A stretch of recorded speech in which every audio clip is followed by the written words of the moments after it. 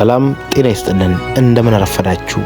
ይህ የኢቲ ቱዴይ ኒውስ ቻናላችን ነው። ለቻናላችን አዲስ ከሆኑ ሰብስክራይብ፣ ላይክ፣ ሼር እንዲሁም አዳዲስ መረጃዎች ቶሎ እንዲደርሱ የደወል ምልክቷን መጫኑን አይርሱ።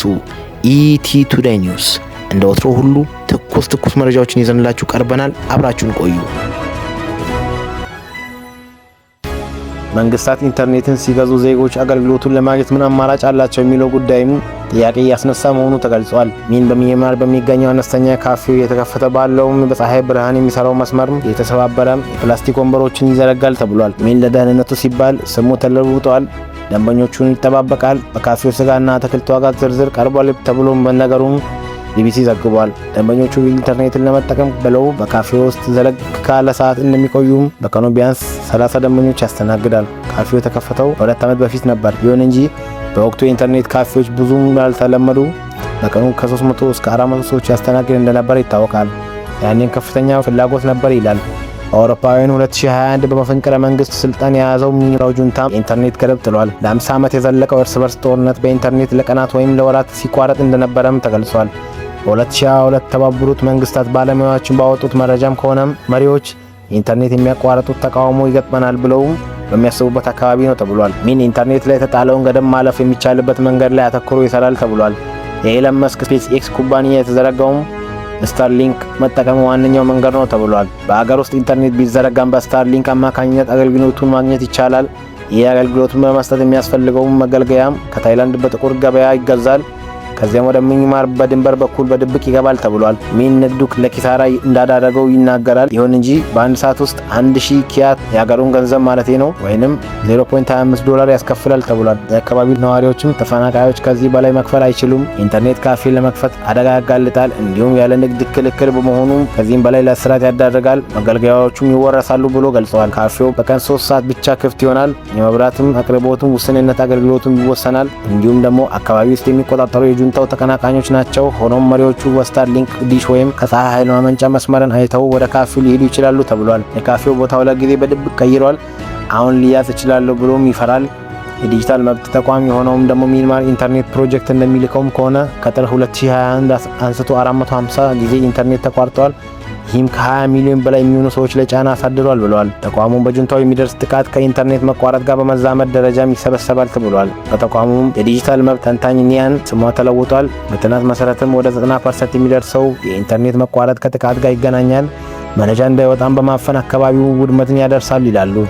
በአካባቢው ከፍተኛ ቁጥጥር ይደረጋል። ሚያንማር ዜጎችም ያለ መንግስት ፈቃድ ቪፒኤን መጠቀም ሆነ ሌሎች አገልግሎቶች ማቅረብ አይፈቀድላቸውም ተብሏል። በተጠቃሚዎችና በቦታ አድራሻን በመሸሸግ ኢንተርኔት ለማግኘት የሚለውን ደግሞ የቪፒኤን ብዙዎች ሁነኛ አማራጭ ነበር። ይሁን እንጂ መከልከሉ በጣም ብዙ ሰዎችን እንዳስቆጣ ተገልጸዋል። በሚያንማር ታጣቂ መንግስትና ተቀናቃኞች የኢንተርኔት አቅርቦትን ያስተዋጉላሉ። በሚቆጣጠሯቸው አካባቢዎችን በስታርሊንክ ላይም ጊዜያዊ እገዳ ይጥላሉ። አንዳንዴ ደግሞ የግንኙነት መስመሮች ላይም ጥቃት ይፈጽማሉ። ዘገባው የቢቢሲ ነው። ርዕሰ ሊቃነ ጳጳሳት ሊዮ ሰው ሰራሽ አስተውሎት ትጥቅ መፍታት አለበት ሲሉ አስጠነቀቁ። የካቶሊክ ቤተክርስቲያን ሊቃነ ጳጳሳት ሊዮ ወደ ጵጵስናው ከመጡ ወዲህ ለመጀመሪያ ጊዜ ባቀረቡት ትልቅ ማስተማሪያ ሰነድ ላይም ሰው ሰራሽ አስተውሎት ኤአይ ትልቁን ሊፈታ የሚገባ ችግር መሆኑን ተናግረዋል። የካቶሊክ ቤተክርስቲያን ርዕሰ ሊቃነ ጳጳሳት ሊዮም ወደ ጵጵስናው ከመጡ ወዲህ ለመጀመሪያ ጊዜ ባቀረቡት ትልቅ ማስተማሪያ ሰነድም ሰው ሰራሽ አስተውሎት ኤአይ ትጥቁን ሊፈታ እንደሚገባ አስጠንቅቋል። ቃሉ ጠንካራ ነው አውቃለሁ፣ ነገር ግን ሆን ብዬ የመረጥኩት አይደለም፣ ምክንያቱም ይህ ትኩረትን መሳብ የሚችሉ ቃላቶች ያስፈልጉታል ብለዋል። ኢንሳይክሊካንስ የሚባሉ እነኚህ ማስተባበሪያ ሰነዶችም ለካቶሊክ ጳጳሳት የሚጻፉ ደብዳቤዎች ናቸው ተብሏል። በቅርቡ 10 ዓመታት ወዲህም ርዕሰ ጳጳሳትም ዓለም የሚያስተላልፏቸው መልእክቶችን የሚይዙ ሆነዋል። የአሁኑ ደብዳቤ በአብዛኛው ያተኮረው ደግሞ ኤአይ ላይ ቢሆንም ርዕሰ ሊቃነ ጳጳሳቱ ካቶሊክ ቤተክርስቲያን በታሪክ ውስጥ ባሪያ ንግድ ስለነበራትም ሚና ይቅርታ ጠይቀዋል። ርዕሰ ሊቃነ ጳጳሳት ሊዮ ይቅርታ ከዚህ በፊትም ከቫቲካን የቀረበው ሙሉ ጠንካራ እንዲሁም ሁሉን አቀፍ ነው ተብሏል። በርካታ ሰዎች ላይ የደረሰው ከፍተኛ ስቃይና ውርደት በምናስብበት ወቅት ጥልቅ ሐዘን ላይሰማን አይችልም። እንደዛ ብሎ ያሉት ርዕሰ ሊቃነ ጳጳሳቱም በቤተክርስቲያኒቷ ስም ከልብ የመነጨ ይቅርታ ጠይቀዋል። ርዕሰ ሊቃነ ጳጳሳት ሊዮ በጽሑፋቸውም የባሪያ ንግድና የኤአይ ጋር የሚደረግ ግንኙነት አመሳስለው አቅርበዋል። የዓለም የምርት ሂደትም በአተገባበር ላይ የሚፈጸም ሰዎችም የመበዝበዝ ድርጊትን በድጋሚ እየተለመደ እንደነበረና በእንደዚህ ነገር እየተቆጠረ መሆኑን ጠቁመዋል። በታሪካዊው በባርነት አዛዥ ክስተትም እየመጣ ያለው አዲስ የዲጂታል ባርነት ስጋት መከላከል ተመሳሳዮች እንዳለ አስጠንቅቀዋል። ብዝበዛን የተለመደ ንግግር ማድረግም ተመሳሳይ ልማድን መውደቁን እንዲሁም የሰው ልጅ ተመሳሳይ የሞራል መስቀለኛ መንገድ ላይ መድረሱን ገልጸዋል። ከኤአይ ጋር በተያያዘ በርካታ ድብቅ አደጋዎች ሊኖሩ እንደሚችሉ የሚገልጸው ርዕሰ ሊቃነ ጳጳሳቱ እንዲሁም በመልእክቱ ስልጣን ላይ ያሉ አካላት አደጋዎቹን የማስወገድ ቀጥተኛ ኃላፊነት እንዳለባቸው በግልጽ አስፍረዋል። ለምሳሌ ሊቃነ ጳጳሳቱ በጦርነት ውስጥ ኤአይ መጠቀም አውግዘዋል። በሰው ልጆች በጦር መሳሪያ ላይ ያለው ቁጥጥር መቀነስ እንዲሁም ጦርነቱ ፍትሐዊ በይበልጥ ጥንቃቄ መደረግ አለበት፣ ካልሆነ ይሄ ነገር ከባድ ነው የሚል ጥያቄ ውስጥ እንደሚያስገባም ገልጸዋል። አርቲፊሻል ኢንተለጀንስ የጦር መሳሪያዎችን እሽቅድድም ሊያነሳ እንደሚችል አስጠንቅቀው አንድም አልጎሪዝም ጦርነትን የሞራል ተቀባይነት ያለው ሊያደርጉ አይችልም ሲሉም ጽፈዋል። የኤአይ ጥቅም ላይ መዋልን ጦርነትን በተፈጥሮ የሰብአዊ ድርጊት መሆኑን እንደማያስቀር ተናግረዋል። ይልቁንም ወደ ጥቃት ለመግባት የሚጠቀመው ደረጃ ዝቅ በማድረግም የመከላከል እርምጃን ወደ ስጋት ትንበያ በመቀየር እንዲሁም ተጎጂዎች ወደ ዳታነት በመውረድ ጦርነቶች በፍጥነት እንዲቀንሱ የሚደረግ መሆን አለበት ብሎ አስረድተዋል።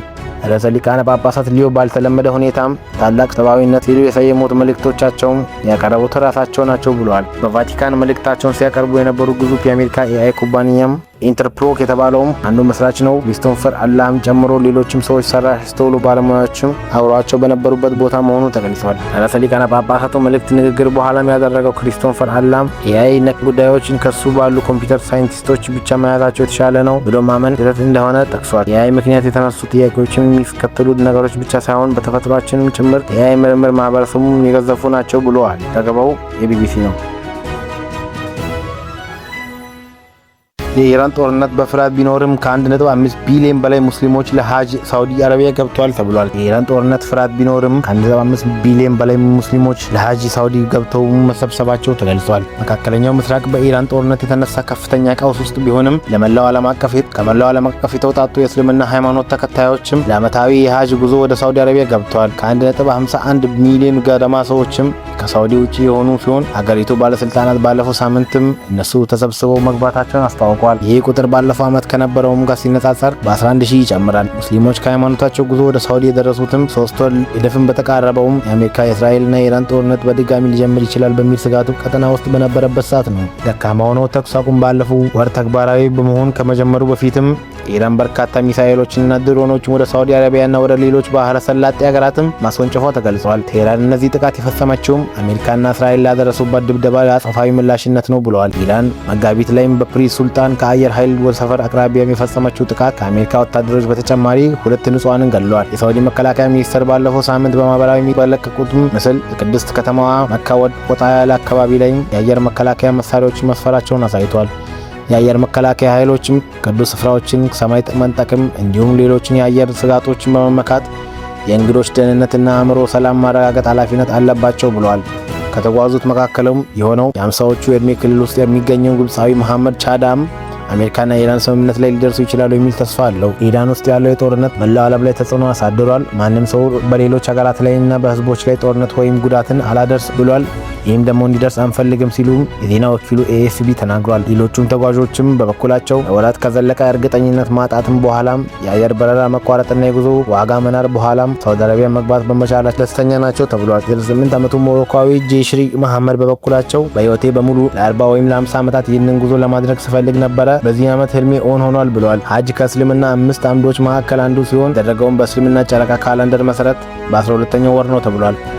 በገንዘብ አቅምና በአካላዊ ብቃት ያለው እያንዳንዱ አዋቂ ሙስሊምም በሙሉ ህይወት ዘመኑ ቢያንስ አንድ ሊያደርገው የሚገባ ተግባር ነው ተብሎም እንደ ግዴታ ይወሰዳል።